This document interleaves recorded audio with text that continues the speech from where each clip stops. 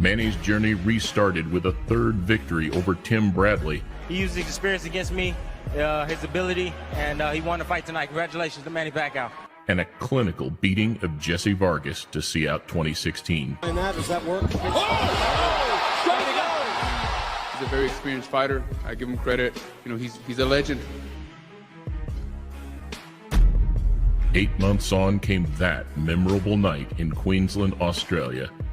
A night where, despite a career-best performance from Jeff Horn, boxing fans witnessed what would be considered amongst the worst decisions of the decade. And no! Horn's got it! Though again, refusing to show any disrespect. Thank you to all the fans who came here. Thank you so much to all the Filipino people. The setback would only further motivate the senator. And straight back in at the deep end, in mid to late 2018, Pacquiao took on another Hall of Famer in form of hard-hitting Lucas Matisse. And rolling back the clock in violent style, he put away the Argentinian in the 7th, sending a shockwave throughout the boxing world. To the battle. It became immediately clear that it was a night that belonged to the Filipino, who dropped Hatton in the first round. Down goes Hatton after he swings and misses with a left hook. And to put it no better way, a night we will remember for its swift, brutal, picture-perfect ending. Now 49-3-2, Pacquiao solidified himself at the time as the best fighter in the world.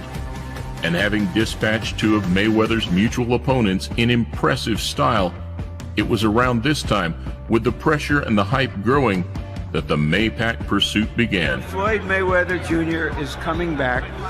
If he wins that fight, is that a fight you want, you and Mayweather? Last but not least, and it was a year earlier, in fact, that Manny had beaten his other mutual opponent. This is going to be the biggest event in boxing history. This is a global event. In a night that many consider to be the proverbial passing of the torch in Pacquiao's greatest and most pivotal performance.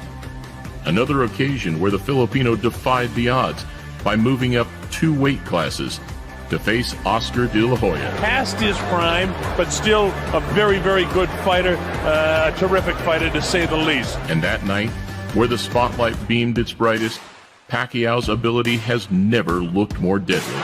And his speed has probably been a little bit of a surprise for Oscar so far. Bundling everything he knew into one airtight performance, Manny boxed a perfect fight. 15 seconds to go, and De La Hoya's in trouble. He can't get off these ropes here. Landing combinations through the fight, hitting the target more and more easily as it progressed, until, after some particularly brutal middle to late rounds, Oscar decided not to come out for the ninth. It's all over. The fight is stopped.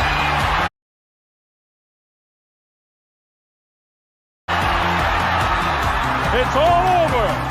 Not his best victory on paper, but the performance as a whole was something very special. A stoppage win on the biggest stage, in a victory that, ultimately, saw the Filipino crowned the fighter of the decade. And I think the best is yet to come. A man who has truly seen and achieved it all within the sweet science. Fighting 30 world champions, titles across 8 divisions, lineal across 5. And despite not getting the result, the biggest grossing boxing match of all time. And now, fighting into his 40s, the decorated Filipino somehow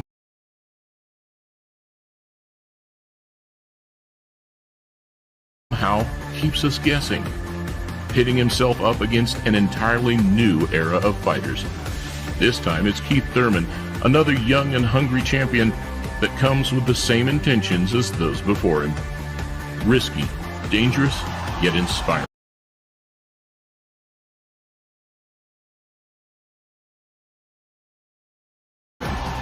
And after showing he can still cope at world level, where Manny now decides to toe the line and call it a day, is truly up to him. Though one thing is for certain, history will look back kindly on boxing's Filipino superstar.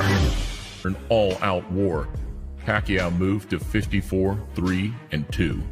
We always have distractions and so forth, and usually the distractions don't get to me any, but something got to him this time. It was a close fight. Was it? Yeah. Shame on you. Shame on you.